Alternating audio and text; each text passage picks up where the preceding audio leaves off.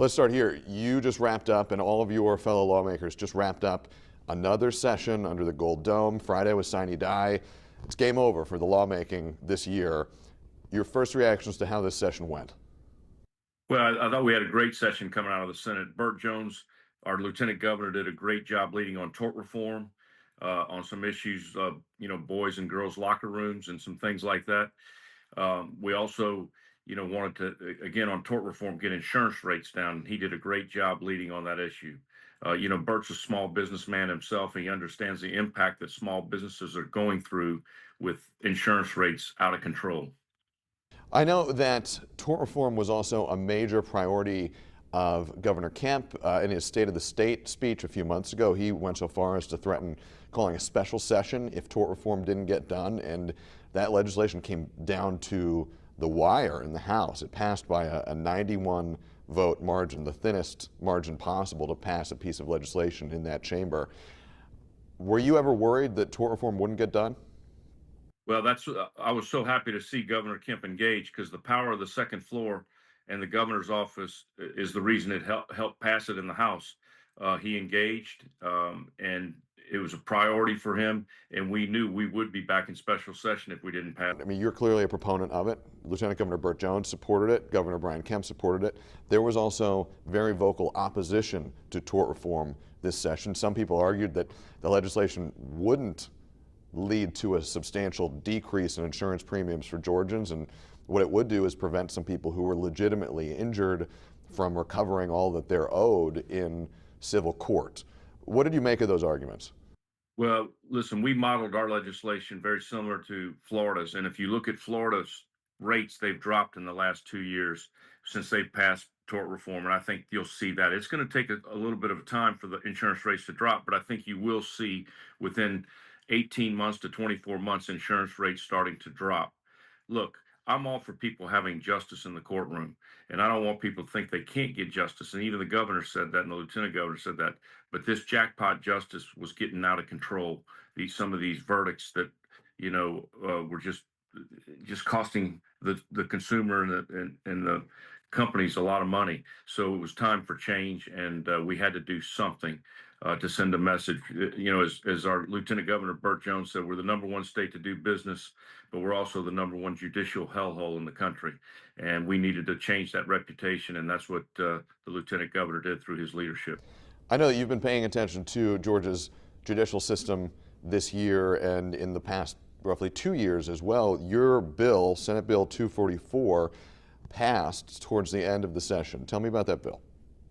Well, basically what that does is if a prosecuting attorney is disqualified for prosecutorial or personal misconduct and the case is dismissed by the courts, then those individuals that were indicted have the right to get compensation of legal fees and reasonable cost, and really to get their reputation back. These people were indicted. This was a politically motivated sham. You're talking about the indictment of President Donald Trump in Fulton County by DA Fani Willis.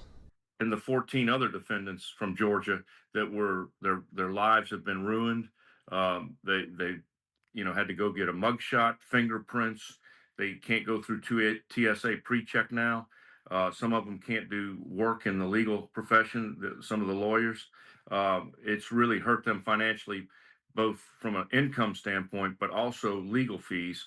And this was a bad case from the get-go. And these people should have some opportunity to ask for compensation back.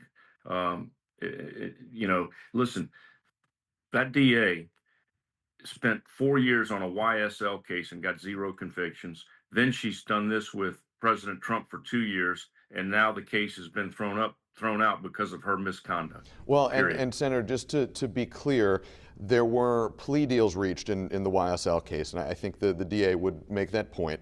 And the case against President Trump and his co-defendants has not been thrown out, but it's fair to say it has stalled and is now in the appeals process. At last check, towards the end of February, DA Fani Willis. Go ahead. The Supreme Court has until June 30th to make a decision whether they're going to hear it or not, or send it back to Pete Scandalakis. Right. Just want to be clear when we're talking about this.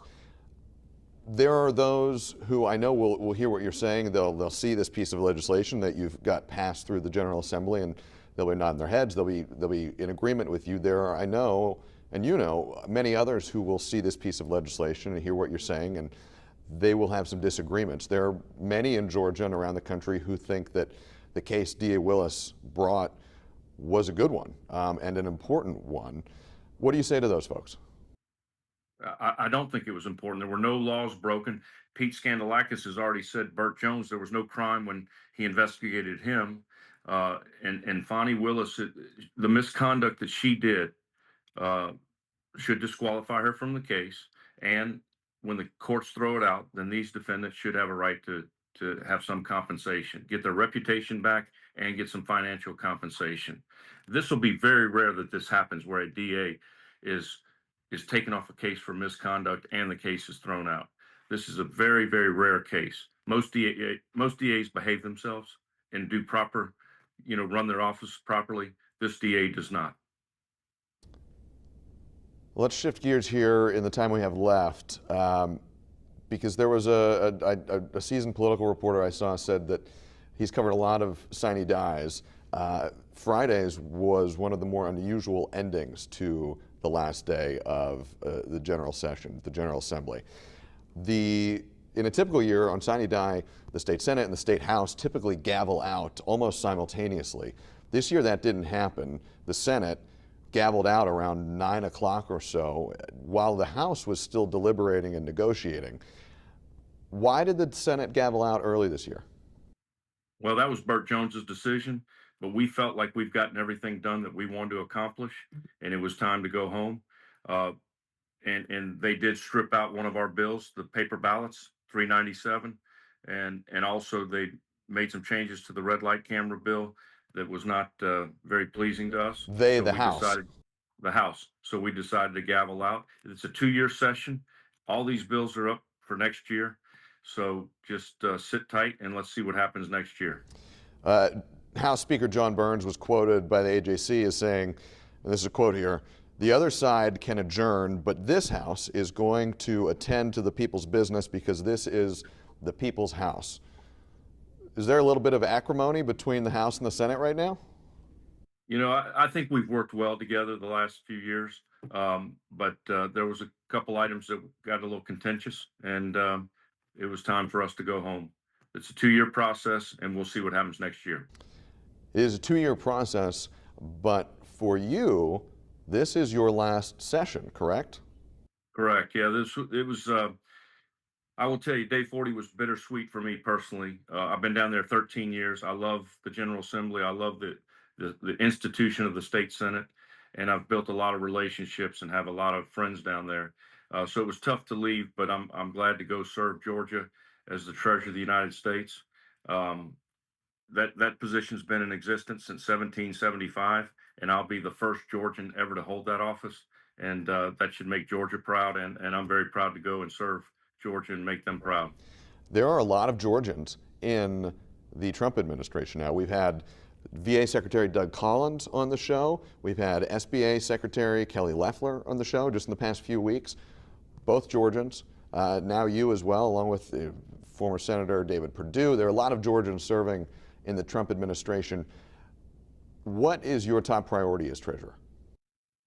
Well, listen, I want to help President Trump with his agenda from an economic standpoint, get interest rates down. He's doing a great job getting energy independent, really energy dominant. And when that happens, prices of food will come down, everything with transportation costs coming down. And then we want to get the interest rates down, and we want to get the economy humming again. And we're going to do that. I support his tariffs. I know it's going to be short-term pain, but it's going to level the playing field. And it also gives him an opportunity from a negotiation standpoint to negotiate with other countries to make sure we are bringing manufacturing jobs back here, and we have a level playing field when we are competing in a worldwide economy. And I'm going to help him in any way I can to make sure this economy is good for all Americans. I'm glad you bring up the tariffs. I wanted to ask you about that. Thursday and Friday saw 2 of the worst days for the stock market in recent years following President Trump's latest announcement of tariffs. We saw protests in Atlanta and in other cities across the country. Many people, thousands of people, voicing their opposition to these tariffs. But you're still supportive. Well, as I just said, it's going to be a little short-term pain. But if you want to avoid a tariff, buy an American-made car. If you want to avoid a tariff, support American-made products. But I will tell you, it'll be short-term pain, but it'll be long-term. It'll be what's best for the country. It'll level the playing field again, and it'll give him a negotiating tool to negotiate to make sure we're bringing manufacturing jobs. You saw just in Louisiana, Hyundai just announced a steel plant to be uh, to manufacture steel in the state of Louisiana. We just opened the Hyundai plant down in near Savannah.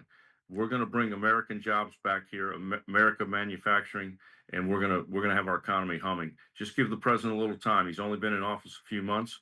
Give him some time. His policies worked the first term; they'll work the second term. Senator Brandon Beach, thanks for your time. Well, thank you, and thanks for all you've done, Zach, down at the legislature. You and Faith have done a great job reporting on all the issues. Thank you very much, and thanks for having me on.